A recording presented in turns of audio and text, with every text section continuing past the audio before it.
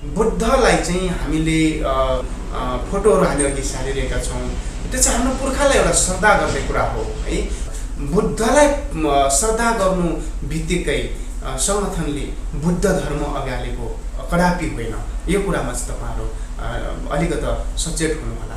आज United nation संयुक्त राष्ट्र सङ्घको कार्यालयमा पनि बुद्धको मूर्ति छ। एमएनओले आफ्नो कार्यक्रम तथा सभाहरूमा बुद्धको फोटो राखेकोमा एमएनओका कार्यकर्ता तथा शुभचिन्तकहरूले कहीँ कतै असन्तुष्टि तथा केही विरोधहरू जनाएको छ। यसमा सङ्गठनले कुन रूपमा लिएको छ यसलाई स्पष्ट पार्नको लागि हामीले थमन बुढा मगरसँग हामीले सोधेका थियौँ, जसको जुन भिडियो क्लिप यहाँहरू समक्ष हामीले जस्ताको त्यस्तै प्रस्तुत गर्दैछौँ। बुद्धको विषयमा कुरा गर्नुपर्दाखेरि हामीले अथवा सङ्गठनले जुन अब निर्णय गर्यो अहिले बुद्धको फोटो हरेक कार्यक्रमहरूमा अब राख्दै लैजाने भन्ने कुराहरू, यो खासै नौलो नयाँ कुराहरू केही पनि होइन। यो त डाक्टर गोपाल गुरुङज्यूले उहाँ जीवित हुँदा नै अराउनु भएको थियो र पश्चिम इलाकामा जुन समयमा मैले सङ्गठनलाई विस्तार गर्ने र अगाडि बढाउने क्रममा म निरन्तर गरिरहेको थिएँ, त्यति बेला उहाँले नै भन्नुभएको थियो अब बिस्तारै बिस्तारै कार्यक्रमहरूमा बुद्धलाई पनि चिनाउनुपर्छ भाइ। अब हाम्रो मान्छेले बुद्धलाई चिन्न नसकेर बर्बाद भयो, संसारले बुद्धलाई चिन्यो, कहाँ पुगिसके। अब हाम्रो मान्छेले बुद्धलाई चिन्न सकेन र नेपालका हिन्दू आर्य ब्राह्मण क्षेत्रीले बुद्धलाई जहिले पनि अन्याय गरे, जहिले पनि अब खतम गरे। अब हिजोको इतिहासदेखि भारतदेखि नेपालसम्मको इतिहासमा बुद्धको सारा दर्शनहरू खतम गरेर बुद्धले भनेको एउटा निर्देशन, एउटा चाहिँ सिद्धान्त विपरीत काम गर्न लगाएको छ। यी सबै कुराहरू उहाँले भनिराख्नुहुन्थ्यो र उहाँको कुराहरूलाई आत्मसात गरेर मैले दोस्रो वर्ष भन्नाले 2071 सालदेखि अलिअलि कार्यक्रमहरूमा पश्चिम लेभलमा कार्यक्रमहरू हाम्रो जयमङ्गल खेल्ने बेलामा, अभियानको बेलामा र अलिक कार्यक्रमहरूमा हामी बिस्तारै बिस्तारै बुद्धको फोटोहरूलाई चाहिँ अगाडि सार्न खोजेका थियौँ। त्यति बेला पनि पूर्वमा बुद्धलाल दाईलाई अहिले जुन प्रेसिडेन्ट हुनुहुन्छ उहाँलाई सुरु गर्न चाहिँ अब त्यति बेलाको समयमा नि भन्नुभयो र मङ्गोल भिजन भन्ने जुन पत्रिका छ र त्यो पत्रिकामा चाहिँ अब नछुटाउने भन्ने कुराहरू चाहिँ उहाँले राख्नुभयो। तर जब उहाँको देहान्त पछाडि उहाँ बित्नुभयो, बितिसकेपछि सङ्गठनमा अलिकति विवादहरू, कयौँ कुराहरू तलमाथि कुराहरू आएको हुनाले अहिले तत्काललाई चाहिँ यो अलिकति लिन सकिँदैन, एकछिन थाती राखौँ। परिस्थिति सामेल भएपछि सबै कुराहरू चाहिँ अब बलियो भएपछि फेरि निरन्तरता गरौँला भन्ने सन्दर्भमा चाहिँ अब यो ग्यापिङको कुराहरू थियो बिचमा। उहाँले अराउनु भएको, उहाँले दिनुभएको निर्देशन हामीले विविध कारणले बिचमा ग्यापिङ थियो। अब सङ्गठनको धेरै जिम्मेवारीले गर्दाखेरि हामीले भ्याउन नसकेको, त्यसलाई पुष्ट्याउनु पर्यो, त्यसलाई धेरै कुरा भन्नु पर्यो, यही कारणले गर्दाखेरि हामी ग्यापिङ थियो। अब हामी त्यसलाई चाहिँ निरन्तरता दिने भन्ने कुरा चाहिँ नि अब अहिले सङ्गठन निरन्तरता गऱ्यो। त्यसमध्येमा एउटा चाहिँ नि अब रिसर्च सेन्टर बनाउने डाक्टर गोपाल गुरुङज्यूको जुन समाधि झापामा जुन उहाँको जग्गामा चाहिँ रिसर्च सेन्टर बनाउने भनेर चाहिँ उहाँले पहिला निर्देशन दिनुभएको थियो। त्यो जगहरू पनि पहिला भएको थियो, बिचमा फेरि विविध कारणले त्यो पनि रोकिएको थियो, काम गर्न सकिएन। तर अब उहाँको त्यो सपनाहरू हुन्, उहाँको निर्देशनहरू, त्यो चाहिँ उहाँको हामी कार्यकर्ताको हैसियतले हामीले त्यो पुरा गरिदिनै पर्छ।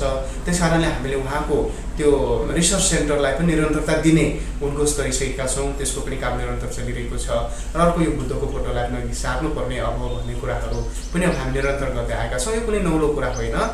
उहाँले किताबहरूमा लेख्नु पनि भएको छ, बुद्धको दर्शन हिन्दू आर्यहरूले बुद्धको दर्शनमाथि आक्रमण गरेर बुद्धको दर्शन बङ्गाउनु भन्दा अघिको बुद्धको शुद्ध दर्शन नै मङ्गोल दर्शन थियो भनेर उहाँले लेख्नु पनि भएको छ। ती शब्दहरू हामीले शब्द केलाएर चाहिँ अघि बढ्नुपर्ने हुन्छ, त्यो कुराहरू छन्। तर बुद्धलाई चाहिँ हामीले जुन श्रद्धा हामी गरिरहेका छौँ, जुन फोटोहरू हामी अघि सारिरहेका छौँ, त्यो चाहिँ हाम्रो पुर्खालाई एउटा श्रद्धा गर्ने कुरा हो है। किनकि बुद्ध मङ्गोल हुन्, बुद्ध थारूको बच्चा हो, थारू समुदायका हुन् भनेर डाक्टर गोपाल गुरुङले बोल्दै आउनु भएको त 30-35 सालदेखिको निरन्तर कुरा हो। हामी प्रमाण हेर्न सक्छौँ। अहिले धेरै व्यक्तिहरूले बुद्ध थारू नै रहेछ, बुद्ध मङ्गोलै रहेछ भन्ने कुराहरू धेरैले बुझिरहेको छ। त हाम्रो मान्छेले त यो बुझेकै छैन। महान व्यक्ति बुद्ध मङ्गोल समाजमा महान व्यक्ति जुन जन्मिनुभयो त्यस्ता महान व्यक्तिहरूलाई हामी भुलिरहेका छौँ। भुलेर चाहिँ हाम्रो मान्छेहरू अनकन्तारमा एकाप्रति घुमिरहेका छन् है। त्यस कारणले गर्दा यो कुरा डाक्टर गोपाल गुरुङज्यूकै कुराहरू हुन्। यस कारणले हामीले महान र सत्य दार्शनिक व्यक्तिहरूलाई हामीले सम्मान गर्नुपर्छ, श्रद्धा गर्नुपर्छ। त्यो हाम्रो सम्पत्ति हो, त्यो हाम्रो एउटा मानव भएर एउटा जन्मेको एउटा चाहिँ एउटा मानवीयताले तर्फबाट एउटा निर्वाह गर्नुपर्ने एउटा चाहिँ जिम्मेवारीहरू भएका हो भन्ने कुरा हामीले बुझेका छौँ। यस कारणले गर्दाखेरि त्यो र यहाँनिर अलिक धर्मसँग पनि तुलना गरेको छ। बुद्धलाई श्रद्धा गर्नु बित्तिकै सङ्गठनले बुद्ध धर्म अगालेको कदापि होइन। यो कुरामा चाहिँ तपाईँहरू अलिकति सचेत हुनुहोला। बुद्धको फोटो त पुज्छन् त, बुद्धको मूर्ति त श्रद्धा गर्ने, पुज्ने भन्दा पनि यसलाई श्रद्धा गर्ने हो। उहाँको अनुयायी उहाँ जस्तो स्पष्टवादी हुनुपर्छ भन्ने कुरा। आज युनाइटेड नेसन संयुक्त राष्ट्र सङ्घको कार्यालयमा पनि बुद्धको मूर्ति छ। संयुक्त राष्ट्र सङ्घको व्यक्तिले पनि बुद्ध जयन्ती त मनाइरहन्छन्, बुद्धको कुरा त श्रद्धा गर्छन् त। बराक ओबामा होस् अथवा अल्बर्ट आइन्स्टाइन जसले E = MC² फर्मुला बनाए, त्यस्ता वैज्ञानिकहरूले नै बुद्धलाई श्रद्धा गरे, बुद्धलाई सम्झे भनेपछि महान व्यक्ति हो। त हामीले त आफ्नो मान्छेलाई सम्झिनुपर्छ, संसारले त सम्झिरहेको छ भने। र हामीले बुद्धको कुरालाई चाहिँ यहाँनिर एउटा अन्धकार बनायो। ठाडोलाई नै थाहा छैन, यहाँ हाम्रो मान्छेलाई नै थाहा छैन है। बुद्धको विचार संसारमा उज्यालो भयो, तर लालटिन मुनिको घनघोर अन्धकार भने जस्तै यहाँ नेपालमै जन्मियो बुद्ध, जन्मिनुभयो। यी नेपालमै चाहिँ चिन्न सकेन। नेपालमै चाहिँ बुद्धको विपरीत कामहरू भइरहेछ, अन्याय अत्याचार, बलात्कार, दुर्घटना, पुरा गाँजा चरेस खाइरहेछ। त्यो कुरा त बुद्ध उहिलेको दर्शनको कुरा राख्नु हुँदैन, त्यो खानु हुँदैन भन्ने कुरा त ल्याएको हो नि त। खै त मान्छे चाहिँ त्यसरी हिँडेको। त्यस कारणले गर्दाखेरि यी कुराहरूलाई पनि हामीले मध्यनजर गर्नुपर्ने एउटा कुरा हो। त्यसैले गर्दा बुद्ध धर्म नै अगालेको सङ्गठनले होइन, तर बुद्ध धर्म मान्ने व्यक्तिहरू जो हुनुहुन्छ बुद्धलाई धर्मको रूपमा मान्न सक्छ। मान्छेले स्वतन्त्र कुरा हो। कसैले मलाई व्यक्तिगत धर्म मान्न सक्छ, मैले कसैलाई राम्रो उद्धार गर्ने धर्म मान्न सक्छ, मेरो कार्यलाई धर्म मान्न सक्छ, मलाई भगवान पनि मान्न सक्छ। तर मैले भगवान मान्दा भनेको होइन, मैले मेरो कार्यलाई धर्म मान्दा भनेको होइन। त्यो सन्दर्भमा व्यक्तिगत कुराहरू कसैको होला, तर त्यसलाई चाहिँ मान्यता हुँदैन। आफ्नो आफ्नो तरिकाबाट व्याख्या विश्लेषण हुन्छ, त्यो तरिकाले चाहिँ जान सक्छ। बुद्धलाई एउटा धर्मको रूपमा मान्ने एउटा समाजहरू, सम्प्रदायहरू होला, उहाँहरूले मान्न पाउनु हो है। त्यो नमान्ने भन्ने कुराहरू हाम्रो तर्फबाट हुँदैन, मान्न पाउनु हो। तर सङ्गठनले चाहिँ नि स्पेसली त्यो धर्म भन्नाले पनि एउटा उहाँको व्यक्तिको एउटा हिसाबबाट उहाँलाई चाहिँ श्रद्धा गर्ने हो। जस्तै उदाहरणको लागि बुद्धले त आफूलाई भगवान, मलाई भगवान मान है भन्ने कुरा त गर्नु भएको होइन नि त। बुद्ध भनेको ज्ञान प्राप्त चेतनशील व्यक्ति, चेतना जागेको चेतनशील व्यक्तिलाई बुद्ध भनिन्छ। त्यस कारणले हरेक व्यक्ति बुद्ध बन्न सक्छ, यानि कि हरेक मान्छे चेतनशील बन्नु नै बुद्ध बन्नु हो। चेतनशील बन्नुपर्छ, त्यो हाम्रो अभियान पनि हो। अहिले हामी नेपालका 80% हिन्दू मूलवासी मङ्गोल चेतना छैन, चेतनशील हुनुपर्छ, जान्नुपर्छ नि त। What is wrong, what is right, यो कुरा चेतनाले मात्र छुट्याउने कुरा हो। त्यो त एउटा पढेर मात्र त हुँदैन त्यो कुराहरू। त्यस कारणले गर्दाखेरि बुद्धले त्यति बेला भनेको कुरा हो नि त। त्यसैले गर्दा यहाँले चाहिँ बुझ्नुपर्ने कुराहरू चाहिँ चेतनशील हुनुपर्छ। चेतनशील हुन बुद्ध हुनु हो भन्ने कुरा चाहिँ यसरी आयो। बुद्ध स्वयंले भगवान नमानेको हो, भगवान छैन। बुद्ध स्वयंले स्वर्ग नर्कको विश्वास गरेकै होइन, बुद्ध स्वयंले पुनर्जन्मको विश्वास गरेको होइन। भनेपछि कसरी भन्ने त्यसलाई होइन, कसले भन्यो त त्यो कुरा भनेपछि पछि त सबै बिगार्दै लगिदियो नि त। अहिले डाक्टर गोपाल गुरुङ र उहाँको दर्शन एमएनओ मङ्गोलवाद दर्शन भन्न सकिन्न। 500,000 वर्ष 2025 वर्ष पछाडि गोपाल गुरुङलाई पनि भगवान नमान्ला भन्न सकिँदैन, गोपाल गुरुङको दर्शनलाई धर्म नमान्ला भन्न सकिँदैन। त्यस कारण डाक्टर गोपाल गुरुङजीले पनि अहिले भन्नुभएको छ, मैले कुनै स्वर्ग नर्क पनि मान्दैन, धर्म पनि मान्दैन। मेरो काजक्रिया गर्दाखेरि कसैले काजक्रिया पनि नगरून्, म जुन लुगाफातामा मरेको हुन्छु त्यसरी नै गाडी बाक्समा हालेर त्यो भन्नुभएको छ नि त।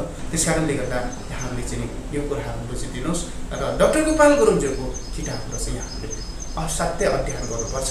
उहाँको किताब अनुसार त जेसस क्राइस्ट पनि बुद्धिस्ट हो भन्ने कुरा छन्। उहाँको दर्शन अनुसार उहाँको दर्शन त्यसै एकाल निस्किँदैन नि त, फिलोसफी त्यसै आउँदैन। फिलोसफीको केही आधारहरू हुन्छ, केही प्रमाणहरू हुन्छ।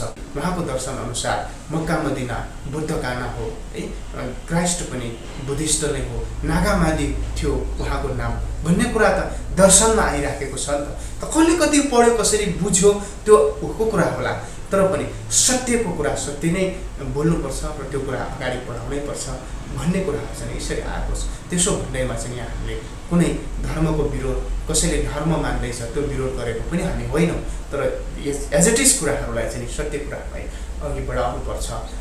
त्यो धर्मको रूपमा अन्धविश्वास छरेर चाहिँ समाजलाई दुर्गन्धित बनाउने, समाजलाई उल्लु बनाउने है, समाजलाई ठग्ने काम चाहिँ कहिले गर्नु हुँदैन। चाहे धर्मको नामबाट होस्, चाहे कुनै दर्शनको रूपबाट होस्, चाहे कुनै पनि नाम प्रक्रियाबाट होस्, अन्धविश्वास छर्नु हुँदैन।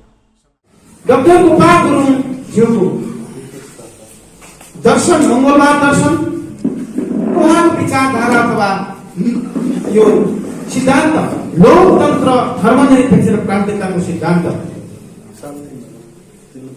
सँगसँगै सिद्ध बुद्धले स्थापना गर्नुभएको, आजभन्दा 26 वर्ष अगाडि स्थापना गर्नुभएको समानता, भातृत्व र स्वतन्त्रता यो धेरै महत्त्वपूर्ण कुरा हो।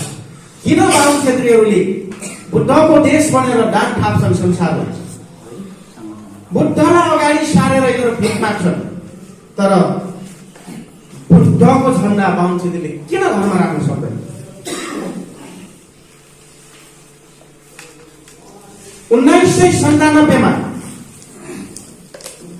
दुईजना केदार नेपाल र कपिल भट्टराई भन्ने बाहुनले लुम्बिनी विकास कोषका सदस्य आजभन्दा कति 1997 को हिसाब गर्नुहोस्, करिब 17, 18, 23 वर्ष अगाडि बुद्धको मूर्तिमा सुँगुरको मासु र रक्सी कोचारेका थिए।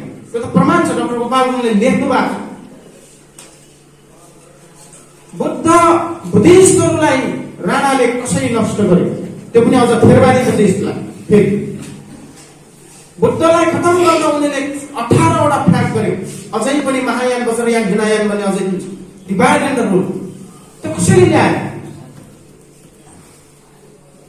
बुद्धको गुम्बा भट्काएर सिंहदरबार किन बनाए? काठमाडौँको सिंहदरबार चौधरी सत्य बुद्धको गुम्बा। पशुपति आर्यघाट भन्छ, त्यहाँको बुद्धको मूर्ति ओखेल्ने भास्कर वर्मा हुन्। शिवलिङ्ग राखेको छ अहिले पशुपति। बुढानी कण्ठ बना। यो किन सब यसो गरे त यिनीहरूले भन्दाखेरि बुद्धको नीति, बुद्धको दर्शन असली र सत्य दर्शन थियो। तर सत्य दर्शनको अगाडि बाहुन क्षेत्रीको गलत दर्शन र गलत नीति, गलत कुटनीति, उनीहरूको कुरीति भनौँ, झेल्ने खेल नटिक्ने अवस्था भएको हुनाले उनले सत्य नियमलाई मास्न, नष्ट गर्नसम्म पछि परेका थिएन। आज त्यही गरिरहेको छ। तर सत्यको विजय र सत्यको निरन्तरता निश्चित छ। केही समयको कुरा हुन सक्छ, तर सत्यको विजय जहिले पनि जित सत्यको हुने हुनाले आजदेखि 400-500 वर्ष बुद्धको महापरिनिर्वाण पश्चात पनि आज 2500 वर्ष 2600 वर्ष पछाडि पनि फेरि दर्शनहरू किन आयो? हाम्रा पुर्खाहरूले धर्म छोडेनन्, बरु हार्न तयार भए। तर गलत नियम, गलत नीतिमा उनीहरू, हाम्रा पुर्खाहरूले पाइला टेकेनन्। किनकि धैर्यवान थिए हाम्रा पुर्खाहरू। एक दिन सत्यको विजय हुनेछ। फेरि आज गलत नीतिले जित्ला तिमीहरू, एक दिन सत्यको विजय फेरि पनि आउनेछ। यो स्थिति होइन भने हाम्रो पुर्खाले झेल्ली गेम खेल्न सक्थ्यो।